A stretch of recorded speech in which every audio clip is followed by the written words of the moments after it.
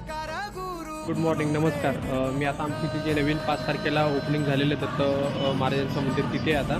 तर मी दत्त महाराजांना विनंती केली की कुशेगावच्या मैदानात काही करून मथुरचा पहिलाच नंबर येऊ दे व मथुरलाच पहिला नंबरचा मानकरी होऊ दे, काही करून. कारण हे मैदान माझ्यासाठी, दादासाठी खूप महत्त्वाचं आहे. खूप म्हणजे तुम्हाला मी तेच दत्त महाराजांना सांगितलेलं की मैदान आमच्यासाठी खूप महत्त्वाचं आहे.